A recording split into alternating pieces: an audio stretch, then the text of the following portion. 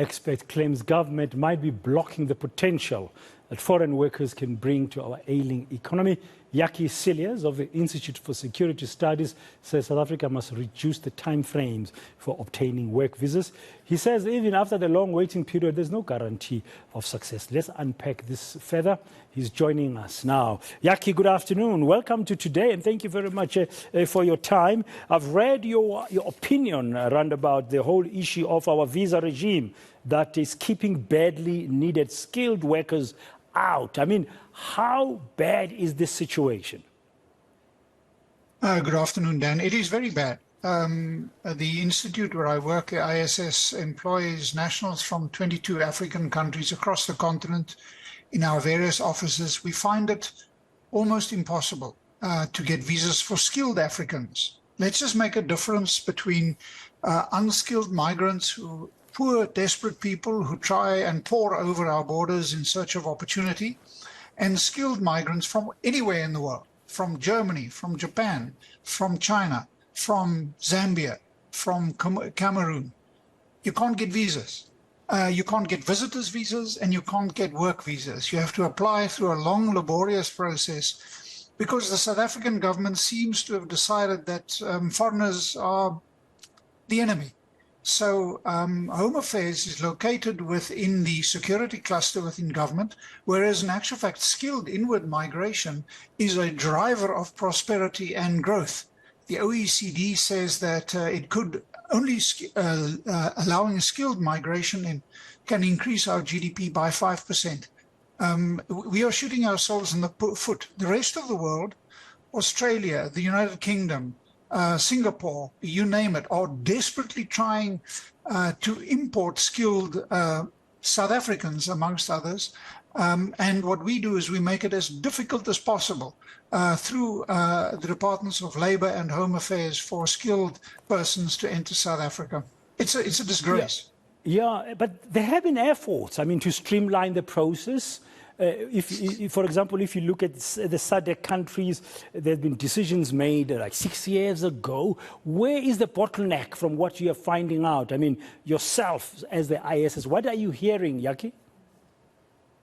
So there have been many pronouncements, for example, the 2017 white paper and the announcements from the presidency that they're going to reduce the burden. But the problem is essentially driven, originally it was driven by COSATU, by Labour in South Africa.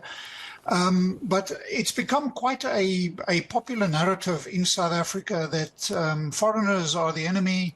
We know we are quite a xenophobic country, and that they are here to steal South African jobs, while in actual fact, when you speak of skilled Africans or foreigners from outside the Africa, it's quite the reverse.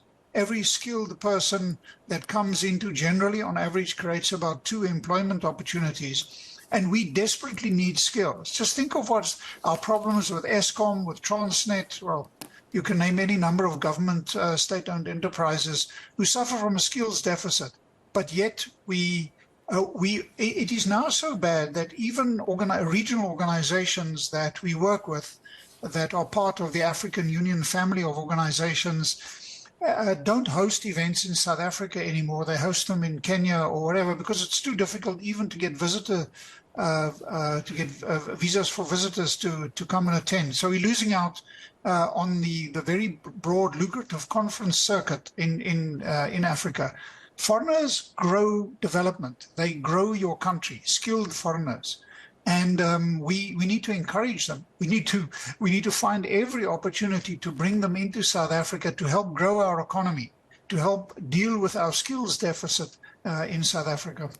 Yeah, you argue in your piece that even the Minister of Employment and Labour, Thulas Nxesi, has to come to the party because they are the department that must define what are these skills, for example, that are required. But currently, you say it seems like there's a punitive approach towards both skilled and unskilled migrants. Yeah, the major obstacle does seem to lie with the Department of Labour. Because they believe, contrary to all the evidence, that skilled inward migration is somehow a threat to employment in South Africa. It's quite the reverse. Skilled inward migration, in actual fact, creates employment. So we really need to change our focus in South Africa from the rest of the world as a threat to opening ourselves up to attract particularly skills. No country can afford to relax border security and border and migration control. Nobody's arguing for that. But we should adopt a very different approach to trying to regulate informal, unskilled workers that come into South Africa in search of livelihoods, opportunity, and skilled persons. The best example for me always is when China clamped down on Hong Kong and thousands of citizens with skilled, highly skilled people were searching for a new place to go. They all went to the UK. We should have said, please come to South Africa with your skills. You can really help us. That's the difference between a growth orientation and the kind of non-growth orientation that increasingly seems to be the hallmark of South African economic policy.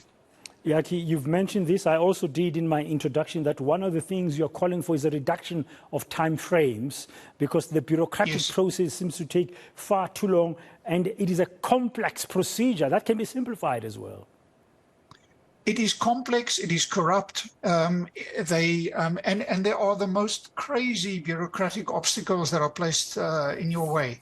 We've had a situation where, so you have to supply all these documents, and then you have to get a commissioner of oaths to certify them. Then you scan them and send them in very often, which makes no sense. And then after, when your application has not been approved within 3 months, they say, no, I'm sorry, that the date stamp, it's the commissioner of oaths stamp is only valid for 3 months. And you need to revalidate all the documents. In one case, we had to redo this twice because the application took almost a year to finalize. This is crazy. This is stupid. This is completely contrary to what the president and his program on streamlining and getting the economy to grow is meant to achieve. So you have Department of Labor and Home Affairs, Labor in particular, working actively against the efforts to get the economy going. We are only shooting ourselves in the foot. There is nothing more important in South Africa than getting the economy growing as rapidly as possible. Only growth can alleviate deep-seated poverty and provide employment. But we don't seem to want to do that.